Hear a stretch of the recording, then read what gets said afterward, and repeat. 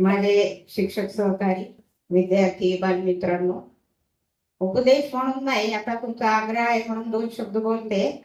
पण एक आनंदाची गोष्ट की जे मी इंग्रजीत नाही बोलू शकत ते इथं आता विद्यार्थ्यांनी इंग्रजीत भाषण केलं त्याचा फार मला आनंद वाटतो. कारण आम्ही तुमचं बेसिक पक्क केलं पण इंग्रजीत नाही बोलले कधी.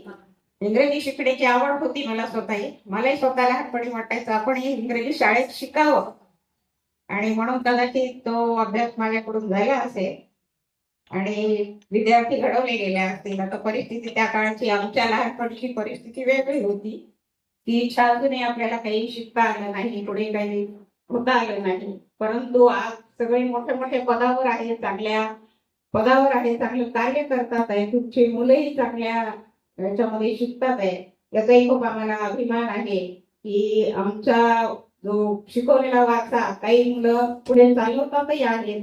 याच्या आधीच 28 एप्रिलला गेट टुगेदर झालं होतं. जी बॅच 1ली ते 9वी पर्यंत आमच्या शाळेत चालली, त्यातले जवळपास 30-32 जण होते. तर 10-11 जवळ त्यातले विद्यार्थी शिक्षिका होत्या. विद्यार्थ्यांमध्ये एक शिक्षक होता. म्हणजे हा वारसा त्यांनी पुढे चांगला चालवला.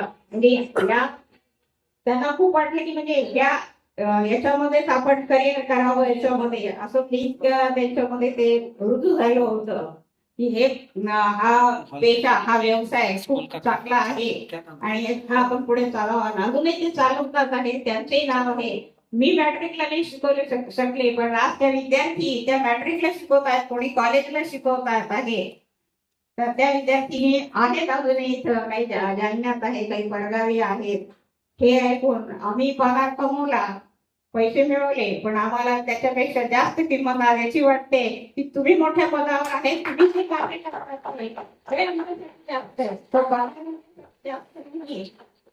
तुम्ही जे आज करताय, जी पावती आम्हाला मिळाली आहे त्या पगारापेक्षाही ती जास्त आहे पावती आम्हाला. आज तुमची मुलं मोठे झालेले आहेत, शिकतात आहेत, आणि फक्त आता तुम्ही म्हणतायत म्हणून एक म्हणते, परंतु सगळे सुज्ञ आहात, सगळे सुशिक्षित आहात. फक्त आपल्या मुलांना जे आहे त्यांच्याकडे थोडं लक्ष द्यायचं. कारण आजचं युग कसं आहे, हे मोबाईलचं युग आहे. आपण आपल्याला जे मिळालं ते आपल्याला असं वाटतं आपल्या मुलांना सगळ्या सोयी मिळाल्या पाहिजे, त्यांच्या इच्छा सगळ्या पूर्ण झाल्या पाहिजे. आपल्या आई वडिलांची परिस्थिती नव्हती, आपली आज परिस्थिती आहे म्हणून आपण ते करतो. त्यांना मोबाईल देतो, सगळ्या वस्तू घेऊन देतो, गाड्या घेऊन देतो, हे घेऊन देतो. फक्त एवढं आहे की ते मुलं चांगल्या संगतीत आहेत का नाही त्याच्यावर आपलं थोडं वॉच असावं. मुलांना विश्वासात घ्यावं. काही मागत असतील त्यांच्या इच्छा अवश्य पूर्ण कराव्या, पण त्या योग्य असतील तरच करायला, अयोग्य असतील तर त्यांना विश्वासात घेऊन आपण त्यांना समजून सांगितलं पाहिजे. आणखी विद्यार्थ्यांना, आपल्या मुलांना असं बनवा की ते सगळं आपण काय करतो, आपण खूप कष्ट करतो जसे आपल्या आई वडिलांनी केले.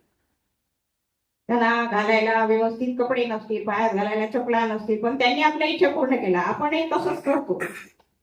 परंतु इतकंही करू नका की पुढे त्या मुलांनी आपल्याला म्हणजे विचारणार नाही, कुठं वृद्धाश्रमात पाठवण्याची वेळ येणार नाही.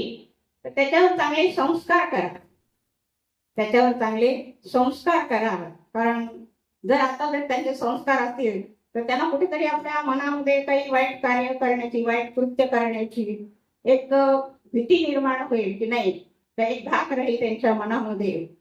आणि मुलांना तुम्ही नुसतं पिंजऱ्यातली वाघ नका बनवू, तर शिकारी वाघ बनवा. काही त्यांनी सुद्धा म्हणजे स्वतःच्या पायावर कमवलं पाहिजे. त्यांनी सुद्धा स्वतःच्या पायावर, त्यांना सुद्धा पैशाची किंमत कळली पाहिजे. तर मुलांना सुद्धा असं तुम्ही हे करतच असाल ही अपेक्षा तुमच्याकडून आहे. कारण तुमच्यावर जे संस्कार झालेले आहेत त्याच्यामुळे तुमची कोणाची मुलं अशी त्या वाईट मार्गाला लागलेले असतील असं आम्हाला तरी नाही वाटत. कारण जो ठेवा आपण देतो तो आपण पुढच्या पिढीला देत असतो, तोच त्या पिढीने पुढच्या पिढीला दिलेला असतो. आता काळानुरूप आपल्याला तसं वागावं लागतं, करतो. फक्त एवढी दक्षता आपण घ्यायला पाहिजे. ते मुलांवर चांगले संस्कार व्हायला पाहिजे. आठवड्यातलं रोजचं नाही, रोजचं एक वेळ जेवण तरी आपण आपल्या मुलांसोबत करावं, सगळे मिळून एकत्र जेवावं. त्यांच्या काय असतील ते म्हणणं आपण आपल्या वडील ऑफिसमध्ये असतील किंवा तुम्ही आपण कार्य करतो संध्याकाळी आपण थकून येतो, मग त्यांचं काही ऐकायचं असतं तर तू नंतर काम नंतर ऐकतो, असं आपण थोडा कानाडोळा करतो. परंतु त्यांचंही काही सांगितलेलं, त्यांच्याही काही इच्छा असतील, काही बोलायचं असेल, काही म्हणायचं असेल तर ते सुद्धा आपण ऐकून घेतलं पाहिजे. त्यासाठी दिवसभरातलं एक वेळचं जेवण तर आपण मुलांनी सगळ्यांनी सहकुटुंब करायला पाहिजे. किंवा नसेल तर बाहेर गावी असतील मुलं किंवा आले असतील सुट्ट्यातून शिकायला असतात मुलं, त्या गावात राहत नाही परगावी राहतात, वारंवार आपण त्यांच्याशी संपर्क केला पाहिजे. आणि जेव्हा येतील तेव्हा त्यांच्यासोबत एक वेळचं जेवण तरी मुलांसोबत कुटुंबासोबत आपण करायला पाहिजे. म्हणजे मुलांना आजकाल मोबाईलमध्ये असल्यामुळे बहीण भावांशी बोलत नाही, आई वडिलांशी मुलं बोलत नाही, सगळे मोबाईलमध्ये दंग असतात.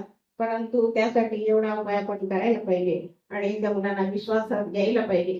सगळी गरजा आपण पूर्ण करायला पाहिजे योग्य असल्या त्या.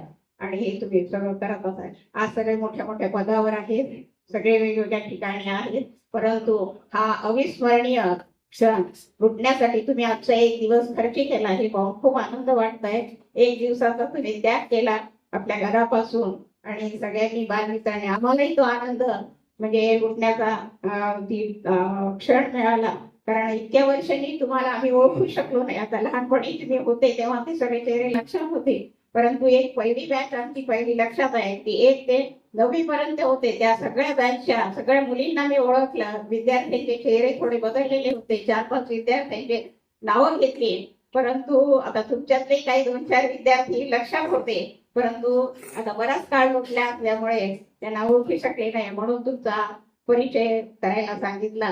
तर तुम्ही या क्षणाचा आनंद लुटण्यासाठी आम्हाला या ठिकाणी बोलवलं, बरीच मेहनत घेतली, खूप दिवसापासून तुम्ही मोबाईल मधून सगळ्यांशी संपर्क साधला आणि हा क्षण घडवून आणला. तुमच्या आनंदामध्ये आम्हाला सहभागी करून घेतलं. तर तुमच्या सर्वांचे आभार. एवढं बोलून